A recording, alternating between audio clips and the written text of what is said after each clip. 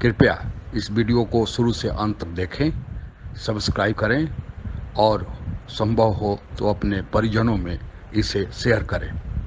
चीन ने कई देशों को कर्ज देकर अपना आर्थिक गुलाम बना लिया है। इन लोगों का व्यवहार चीयर लीडर जैसा है। वे ताली कम और मुंह ज़्यादा चलाते हैं। पाकिस्तान इन सब में आगे है। आइए देखिए पाकिस्तान टीवी पे चल रहे एक ताज़ा डिबेट का अंश और आप खुद ही अंदाज लगा लीजिए। रोड ये बड़ी जो ये कानून में तब्दीली लेकर आए और लॉकडाउन किया कश्मीर के अंदर और ये सब कुछ, ये सड़क बड़ी ज़बरदस्त बनी हुई है, लेकिन इस सड़क का मकसद क्या था?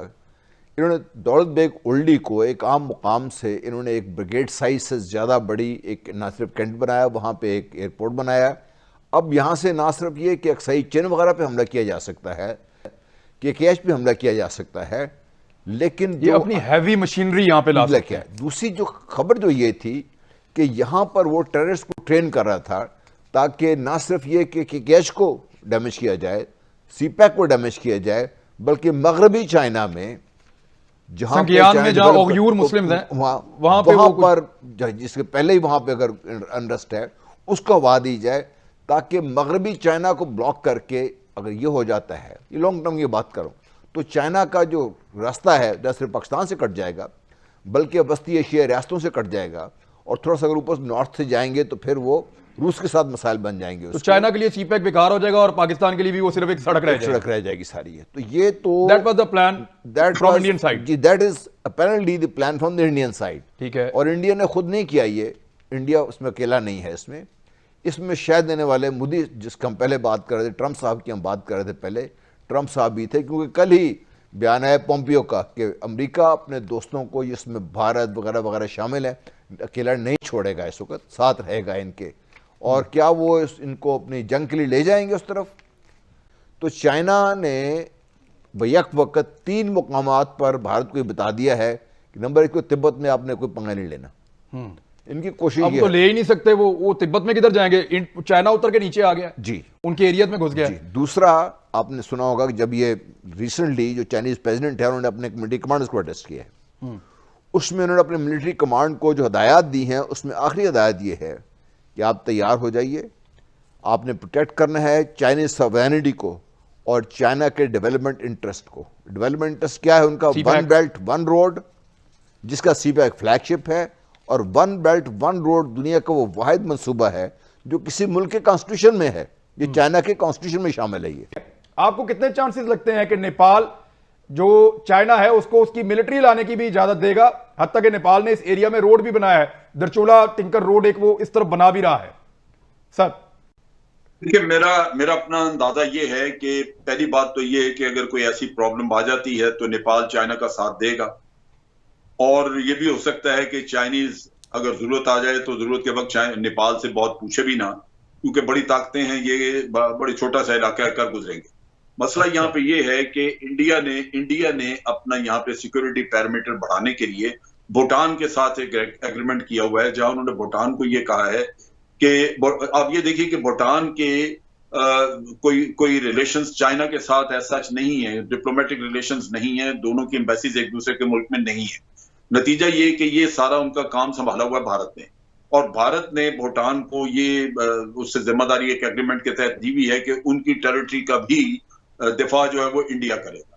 तो उससे उन्होंने एक एडवांटेज हासिल करने की कोशिश ये की है कि चिकन नेक के साथ उनको एक additional added parameter of security मिल जाए, जो कि भूटान की टेरिटरी की शक्ल में मौजूद है। इसी तरह इनको थोड़ा सा एक शॉर्टकट, बांग्लादेश ने जो एक्सचेंज ऑफ लैंड्स किया इनके साथ, उसमें भारत ने बहुत ज्यादा फायदा उठाया है। कोई तकरीबन 1000 मुरब्बा किलोमीटर या 1200 के करीब उन्होंने एडिशनल जमीन ली है उनसे, बांग्लादेश से, और उसमें भी इनको शॉर्टेस्ट रास्ता इन्होंने अपना 7 सिस्टर्स को बनाया है, जो कि ये वो भी प्रोटेक्टेड है वहीं से, भूटान की साइड से। भूटान को डायरेक्ट अपने तरफ लगा लिया है।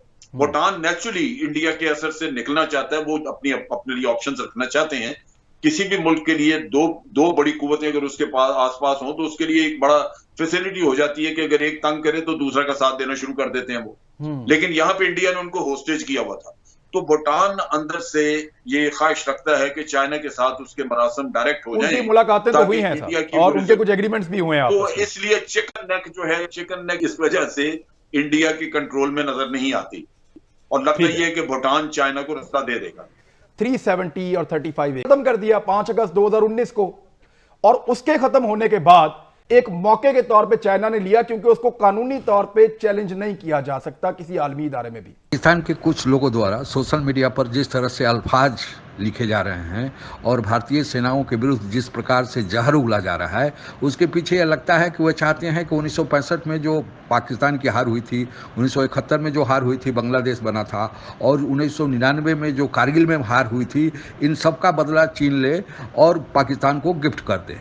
अगर ट्विटर पर आप देखें तो कितने फेक अकाउंट बने हुए हैं, जबकि उन लोगों को पता है कि ट्विटर चाइना में नहीं चलता है, लेकिन चाइनीज नाम पर, पाकिस्तानी नाम पर फेक अकाउंट बना है। और यही नहीं, भारत के मिलिट्री एस्टेब्लिशमेंट के नाम पर भी फेक अकाउंट बनाकर और न जाने क्या क्या अनाप शनाप बातें लिखी जा रही हैं, जो भारतीय सेनाओं के मनोबल को कमतर करने के लिए है। आप देखिए, स्क्रीन पर देख रहे होंगे जिसकी जांच भारतीय सेना ने की है और किन किन न्यूज़ को फेक पाया है। मीडिया पर जो यह प्रोपेगेंडा चलाया जा रहा है, यह झूठी और भ्रामक खबरें फैलाई जा रही हैं, इसको स्पॉन्सर करने वाली पाकिस्तानी सेना है और यह उनके सोची समझी रणनीति का हिस्सा है। इसमें उनका उद्देश्य भारतीय सेनाओं के मनोबल को कम करना तथा यहाँ के लोगों के मन में संदेह उत्पन्न करना है, ताकि वह अपने राजनीतिक नेतृत्व को अक्षम समझें।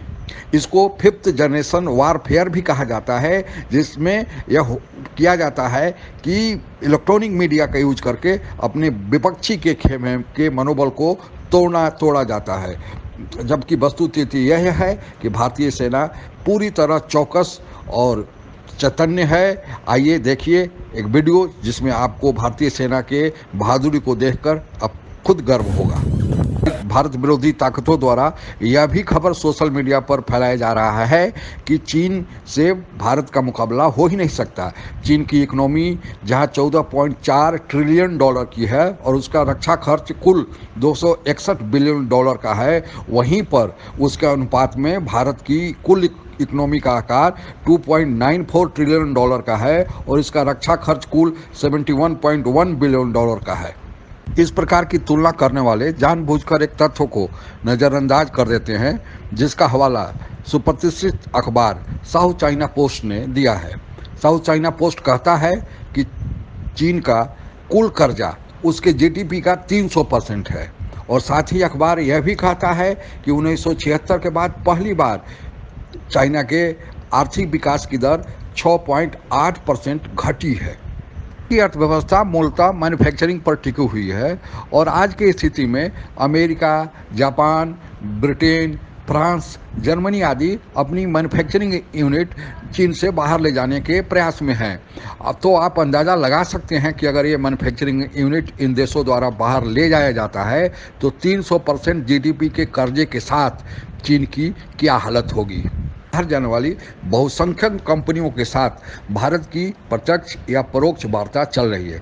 अगर उनमें से कुछ कंपनियां भी यह निर्णय लेती है कि भारत में अपना मैन्युफैक्चरिंग यूनिट लगाएंगी तो भारत के लिए एक निश्चय ही स्वर्णिम युग की शुरुआत होगी, और इसका संकेत डोनाल्ड ट्रंप ने अभी 3 दिन पहले दिया भी है, जिसमें उन्होंने भारत को G7 में शामिल करने का निमंत्रण दिया है। और आप लोग को पता होगा कि G7 में विश्व के सबसे विकसित अर्थव्यवस्था वाले देश, जिसमें America, Canada, Germany, Italy, Japan और इंग्लैंड शामिल हैं, उनके साथ भारत शामिल होगा।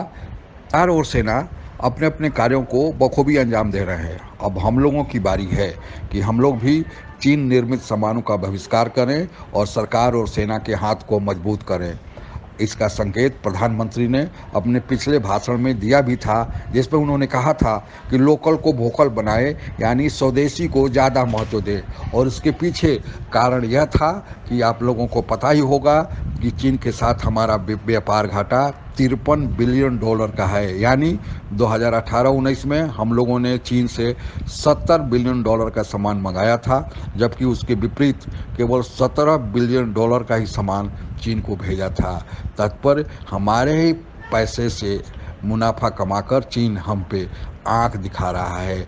अगर चीन आर्थिक रूप से कमज़ोर होगा, लाचार होगा, फिर चीन किसी भी तरह से हम लोगों को आंख दिखाने की जरूरत नहीं करेगा। जय हिंद।